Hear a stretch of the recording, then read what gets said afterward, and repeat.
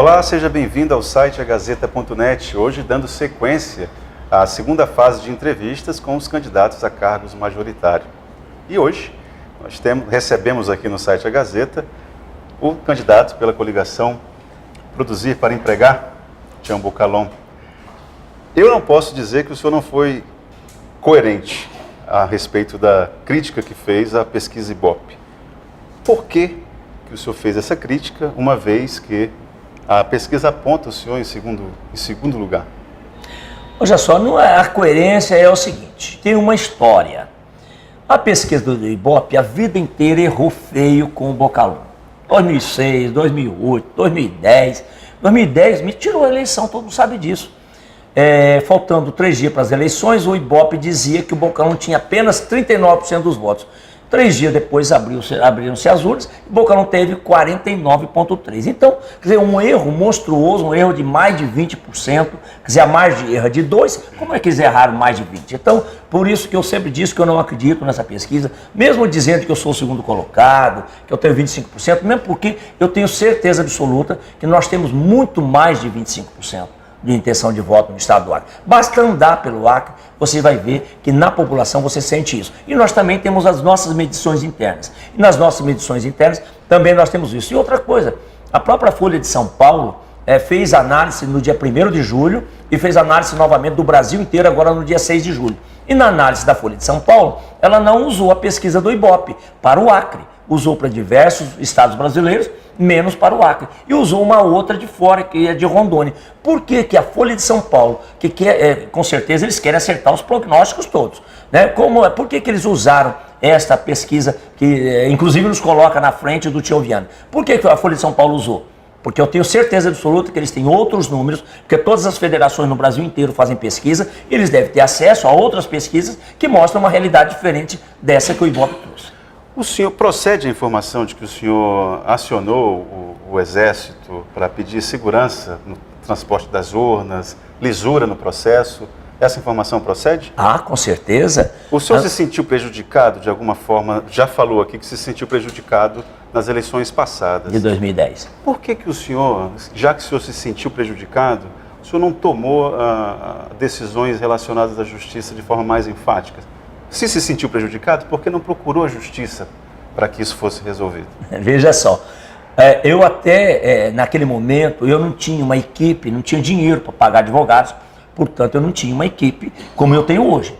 Hoje Deus me deu essa oportunidade de ter o Dr. Roberto Duarte junto comigo, e ele tem muitos amigos advogados, e todos estão trabalhando nesse projeto. Então, nesse momento, a gente está vendo aquilo de errado que aconteceu em 2010, e nós estamos aplicando o antídoto nesse momento, para ver se não acontece novamente como aconteceu em 2010. Então, em 2010, o Ministério Público Federal fez o trabalho, muito bem feito, por sinal que o processo está em Brasília.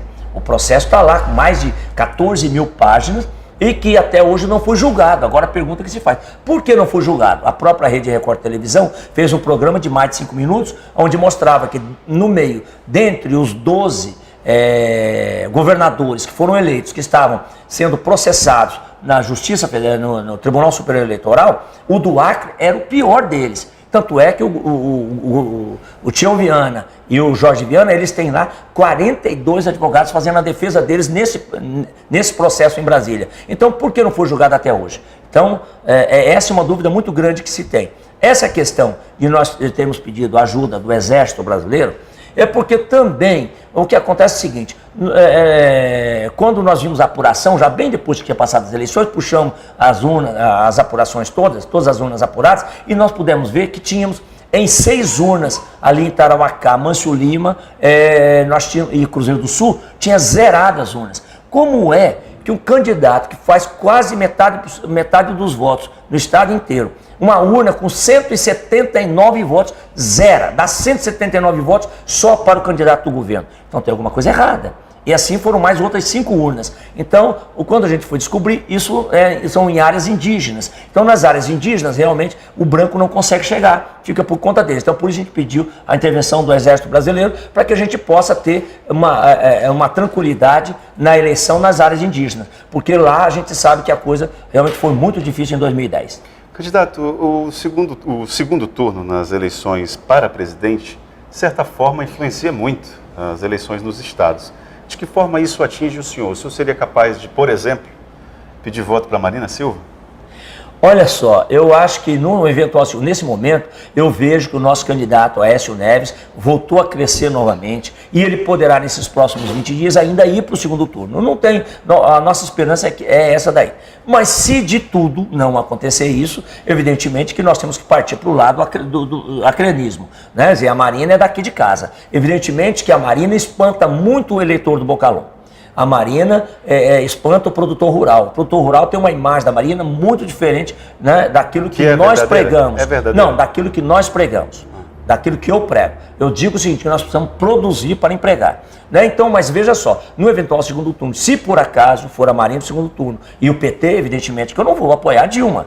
Eu não vou apoiar a candidata do PT. E nós vamos precisar apoiar alguém. E aí eu tenho certeza que nós vamos sentar com a nossa, com a candidata Marina Silva, mostrar para ela o nosso projeto. Se ela quiser o nosso apoio, será dentro daquilo que a gente sonha. Que nós precisamos, primeiro de tudo, priorizar o ser humano. Se ela achar que isso é legal, tudo bem. Se achar que não é, aí nós, de repente a gente vai ter que ficar de forma neutra, trabalhar de forma neutra. Mas eu acho que ela vai entender bem, porque ela também hoje, uma evangélica que ela sabe que a Bíblia diz o seguinte, tudo que está na terra é para servir ao homem. O homem as pessoas precisam ter vida e vida com qualidade. E vida com qualidade tem que ter dinheiro no bolso. Dinheiro não cai do céu. O dinheiro só vem de um jeito, com trabalho. E é isso que a gente sonha, deixar o povo trabalhar. Candidato, nessa campanha de 2014, tem alguma coisa que lhe surpreendeu em relação às campanhas anteriores que o senhor participou? Teve alguma coisa que lhe chamou a atenção? Pela injustiça ou por alguma coisa que você acha que poderia mudar? Por exemplo, a sua relação com a comunidade na hora do discurso. Nessas eleições agora, o senhor sente que alguma coisa mudou? Veja só, a vida é um eterno aprendizado. E evidentemente que eu também estou aprendendo esse tempo todo, né?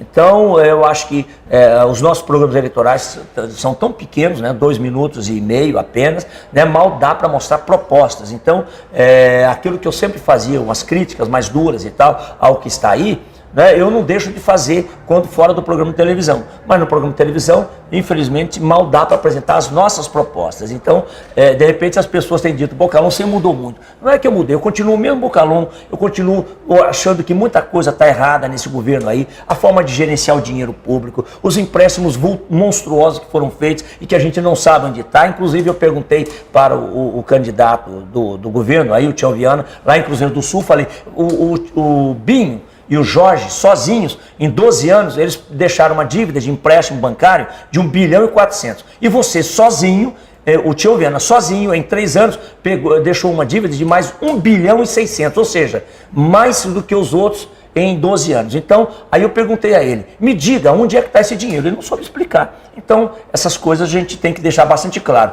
porque nós queremos ser um governo transparente, um governo honesto, para aplicar bem o recurso público, porque o recurso não é meu, o recurso não é do Estado, o recurso é do povo. É o suor de cada um que transforma em impostos e que faz com que a gente tenha recursos para poder atender bem o povo acreano. Mas não é correto o fato de você se endividar para poder gerar negócios? Essa ciranda não é correta? Você está correto quando fala isso.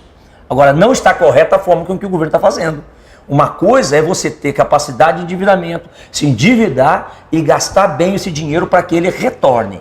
Olha só, um endividamento que foi feito pelos governos do PT, dívidas contraídas junto aos bancos internacionais e bancos nacionais, ultrapassa a casa dos 5 bilhões de reais. Agora eu lhe pergunto, qual foi o incremento que houve na economia local? Qual foi o aumento de ICMS que a gente teve em função desses bilhões aplicados na economia? Então, o que significa que o dinheiro realmente foi mal aplicado. Não vai acontecer isso no nosso governo.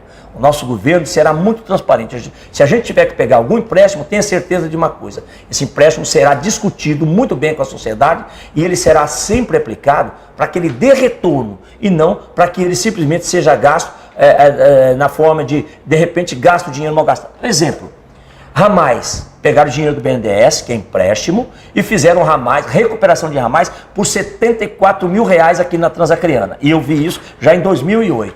E eu critiquei muito isso, porque em Acrelândia, em 2006 e 2004, eu recuperei ramais de 2 mil reais o quilômetro. Então, a diferença é muito grande. Né? De repente, você vê aí contratos de empresas, né, que estão fazendo fiscalização do rosto do povo, né, da água e do saneamento básico, recebendo milhões só para fiscalizar. Poxa, o Estado tem um corpo técnico grande dentro da Secretaria de Obras, dentro do DERAC. Será que não daria para fiscalizar essas obras que estão sendo feitas pelo governo? Claro que daria. Então eles estão gastando, por exemplo, 23 milhões de reais só com fiscalização dessas obras. Quer dizer, não é justo. Esse dinheiro, de repente, está faltando exatamente para investir no setor produtivo, né, investir de forma correta e não de forma errada, como tem sido feito o investimento. Candidato, para finalizar a nossa conversa, peço que o senhor seja breve. Num possível segundo turno nas eleições aqui no Acre, o senhor se alia ao PSDB? Há possibilidade dessa união? Olha, eu sempre tenho dito, desde o primeiro dia, quando nós tivemos as candidaturas confirmadas do Márcio Bittar, candidatura do Bocalum, candidatura do Antônio Rocha, qualquer um que estiver no segundo turno, eu tenho certeza que os outros dois vão se juntar. Hoje eu tenho certeza absoluta que o nome que vai para o segundo turno é o nosso. E eu tenho certeza também que tanto o Rocha como o Márcio Bittar, com as suas equipes, vão nos ajudar a derrotar o PT. Porque o nosso adversário, não somos entre nós da oposição, o nosso adversário é único. É a Frente Popular do Acre, que infelizmente está precisando ser feita essa mudança. Porque 16 anos no poder e muita coisa precisa ser mudada. E é o que nós estamos propondo, uma mudança muito grande no estado do Acre, para que a população possa voltar a sorrir, acabe com essa história da perseguição, que a gente tenha como arroz ou feijão do Acre, que a segurança pública funcione, que a saúde realmente funcione e que a gente possa ter mais paz no estado do Acre. Mais uma vez eu agradeço a sua participação aqui no nosso site. Eu que agradeço imensamente, mas quero pedir aqui a você que está nos vendo, olha só, meu número agora é 25, Bocalum Governador 25, Dr. Roberto Duarte, esse advogado, um homem,